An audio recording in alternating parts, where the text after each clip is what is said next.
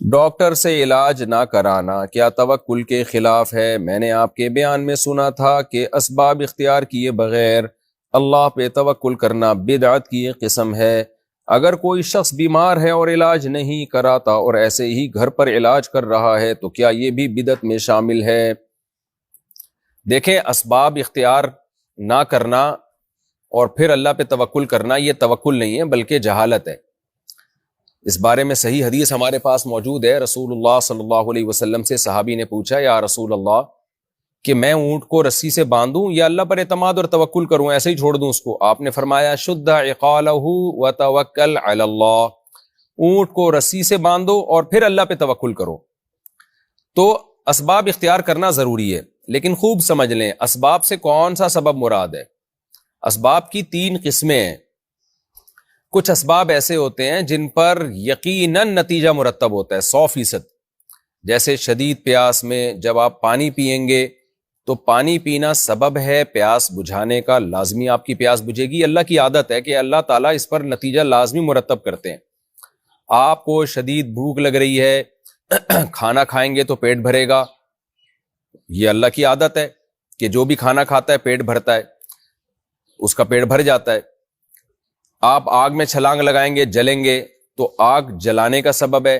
تو یہ وہ اسباب ہیں جن پر نتیجہ لازمی مرتب ہوتا ہے، ان اسباب کو اختیار کرنا فرض ہے۔ اگر کسی نے ایسے اسباب اختیار نہیں کیے، اسی طرح اونٹ کو رسی سے باندھنا، اونٹ جب رسی سے نہیں باندھا جاتا تو غالب گمان ہوتا ہے غائب ہو جائے گا، وہ اونٹ غائب ہو جائے گا۔ آپ کراچی میں رات کو دکان پہ تالا لگا کے نہیں سوئیں گے تو دکان غائب ہو جائے گی آپ کی سامان سمیت۔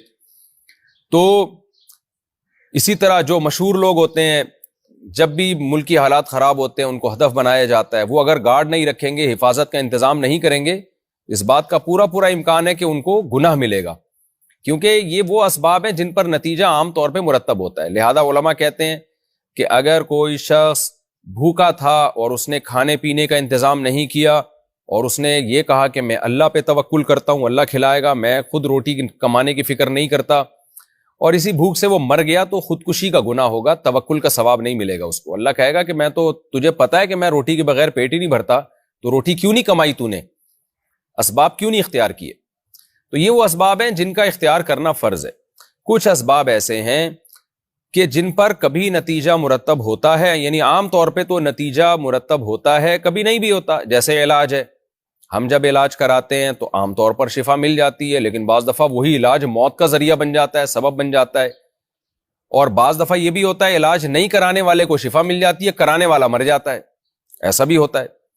تو اس قسم کے جو اسباب ہیں جن پر عام طور پہ نتیجہ مرتب ہوتا ہے، ان اسباب کو اختیار کرنا فرض نہیں ہے لیکن سنت ہے، کیونکہ آپ صلی اللہ علیہ وسلم سے آپ کی سنت ہے کہ آپ علاج کراتے تھے۔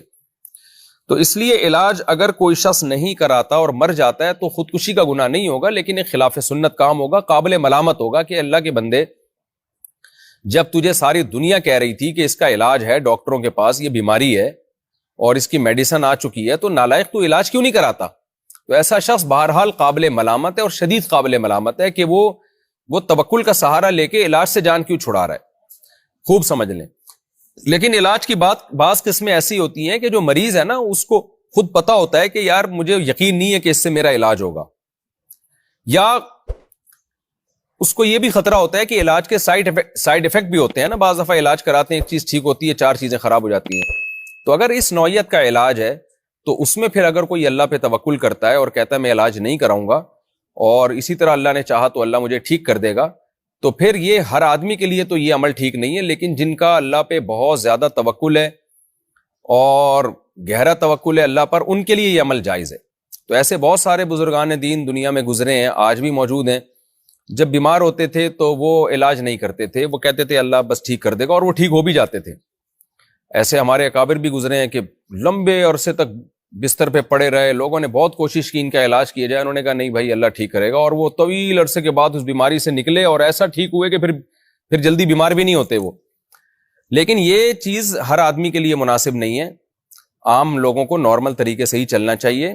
جو بیماری ہو رہی ہے تو تمیز سے، جیسے ساری دنیا کلینک میں جا رہی ہے، ڈاکٹر حکیم کے پاس جا رہی ہے، تو تمیز سے جیسے سب چل رہے ہیں آپ بھی چلیں، کیونکہ آپ پھر رشتہ داروں پہ بوجھ بنیں گے، سوسائٹی پہ بوجھ بنیں گے، اور پھر اگر بالفرض ٹھیک نہ ہوئے اور کوئی معذوری پیدا ہو گئی تو پھر آپ کے دل میں وسوسے آئیں گے کہ میں نے اللہ پہ توکل کیا اور اللہ نے مجھے ٹھیک ہی نہیں کیا. تو جو کامل درجے کے متوکلین ہوتے ہیں نا، پھر ان کے دل میں وسوسے نہیں آتے. جیسے ہمارے نبی صلی اللہ علیہ وسلم ایک وقت جب کھانا نہیں ملتا تھا تو آپ صبر کرتے تھے.